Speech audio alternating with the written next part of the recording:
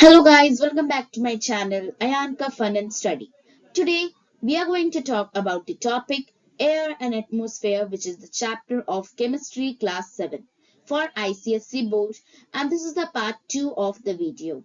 In the last part we have studied about air, composition of air, and why we consider air a mixture and not a compound.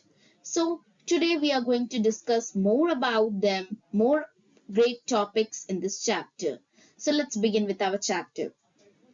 So, Air and Atmosphere, Chemistry, Class 7. Air and Atmosphere, Class 7 for ICSE board by Ayan sir. So let's begin. In this module, means what are the topics we are going to discuss within the lecture. So during the lecture, we will discuss about atmosphere, discovery of atmosphere, occurrence of atmosphere, and lastly the preparation of oxygen from potassium chlorate. Preparation of oxygen from potassium chlorate, then occurrence of oxygen, then discovery of oxygen, and then atmosphere. We will discuss about these four of the topics in today's lecture. So let's begin with our topics. Let me erase these things. So, okay. So let's begin with our first topic, which is the atmosphere. So, atmosphere. Our Earth is surrounded by a blanket of air which is called atmosphere. We all know about this.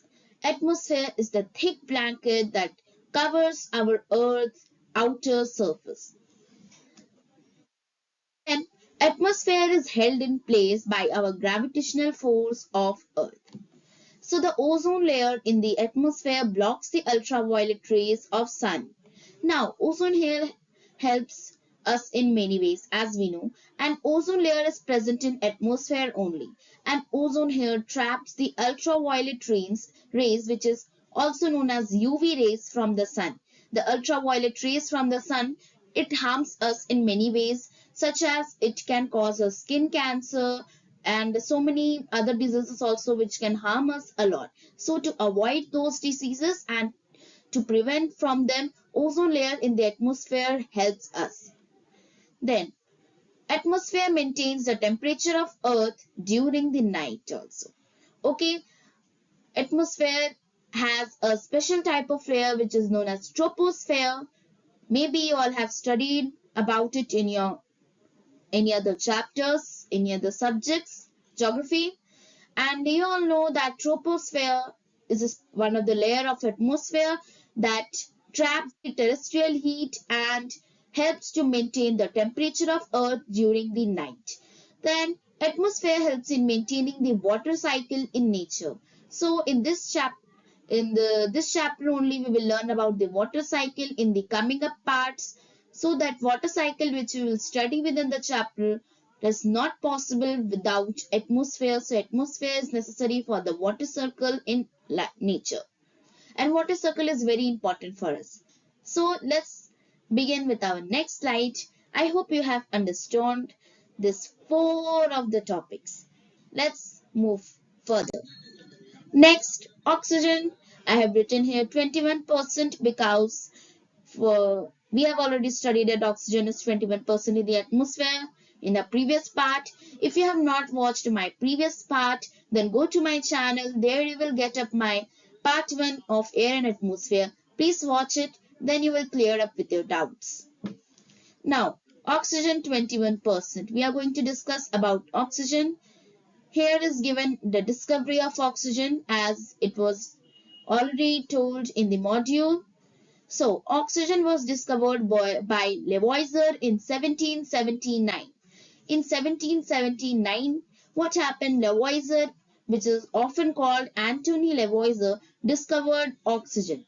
So, how he discovered oxygen? He made us have some experiment or some observations regarding to that. Yes, he has done some experiment and he has observed some of the things. And he was the only person who gave uh, the name oxygen to the active air, which we will study. Active activewear is called oxygen, which is said by Lavoisier in 1779.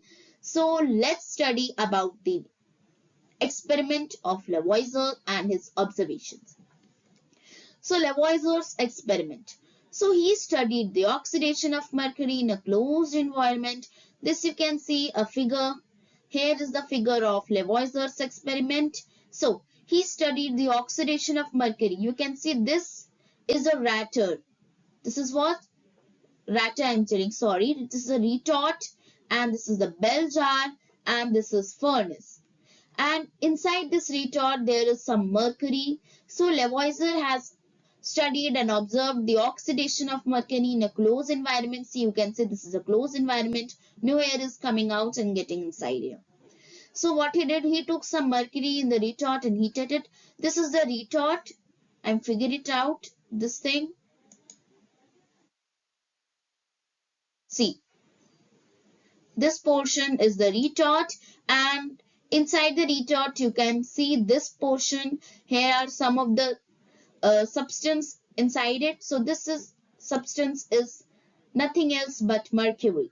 So he taken some mercury in this retort and then he heated it with the help of furnace. Then the other end of the retort was connected to a bell jar containing air. You can see that the other end, this end of the retort is connected to this bell jar, and inside this bell jar there is air filled the space. The bell jar was kept in an inverted position over mercury contained in the trough.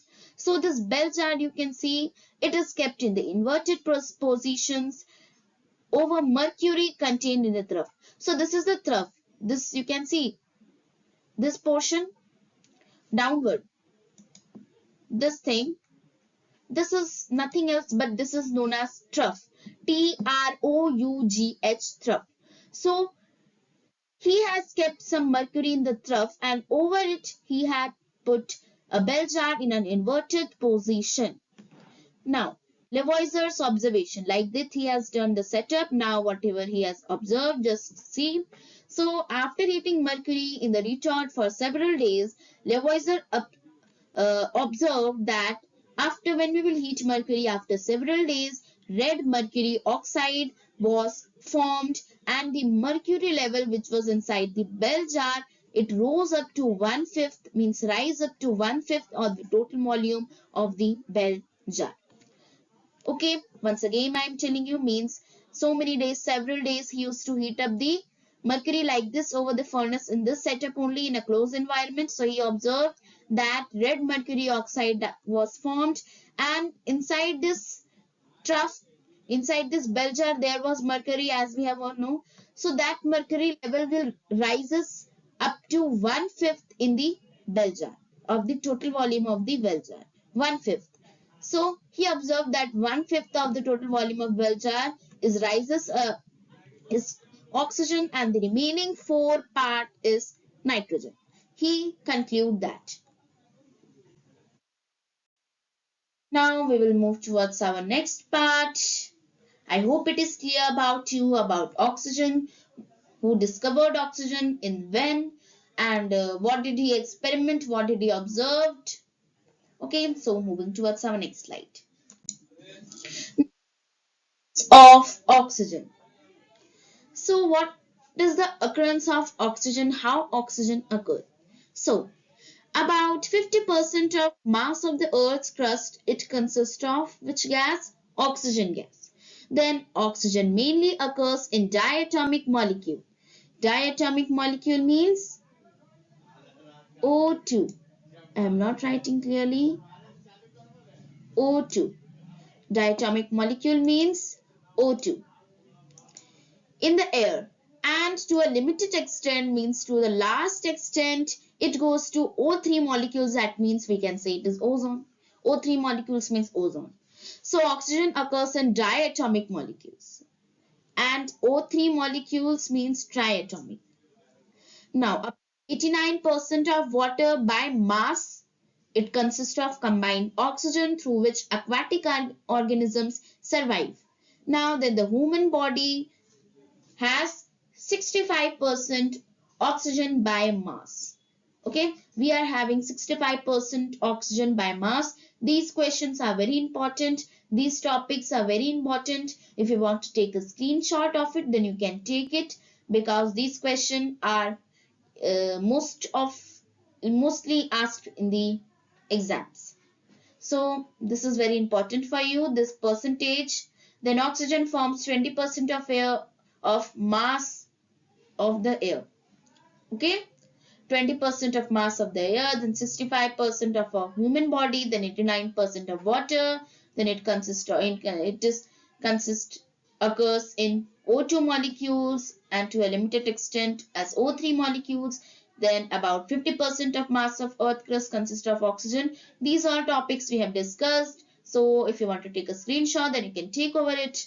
Now moving towards our next slide, what we are studying in our next slide. We are studying the preparation of oxygen in our next slide. So preparation of oxygen, this is our last topic in this lecture or in this session. Prepared in the following ways in the laboratory. I have given only one step here, but one more ways there was from hydrogen peroxide. I have given here from potassium chlorate also we can make oxygen, and from hydrogen peroxide also we can make oxygen. From potassium chlorate I have mentioned here, from hydrogen peroxide I will tell you in the next part. Next part will come tomorrow or maybe after that tomorrow, about after 1 or 2 days. So preparation of oxygen. So oxygen can be prepared in the following ways. First, from potassium chloride we will see. So it is the most common method for preparation of oxygen. Then what we need to do in method, there is nothing to do. So procedure of this way is that potassium chloride is heated to high temperatures. This results in the decomposition of potassium chloride and oxygen gas. Now what happens that potassium chloride, we need to heat the potassium chloride to high temperatures. We need to heat up the potassium chloride to high temperatures. Then what result we will get? We will get a result that potassium chloride decomposed into potassium chlorate get decomposed into potassium chloride and oxygen.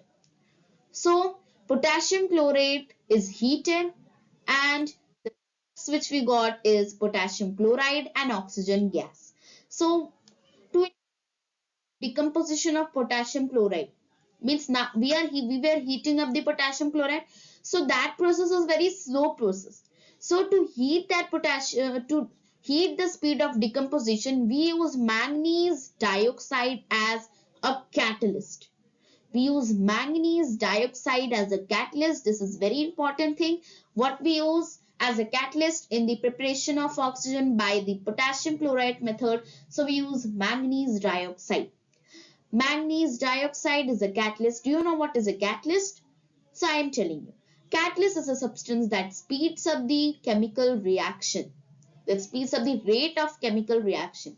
So you can see that the preparation of oxygen from potassium chloride is a very slow process. So to make it more, to increase its speed, what we are using manganese dioxide as a catalyst. Then MnO2, here it is written MnO2. MnO2 is manganese dioxide. This MnO2 is manganese dioxide. It is very important. So this manganese dioxide formula I have also mentioned. So this manganese dioxide caused the reaction to take place at a high speed at a lower temperature. Means this manganese dioxide, what it does, that it helps us a lot, that it can increase the speed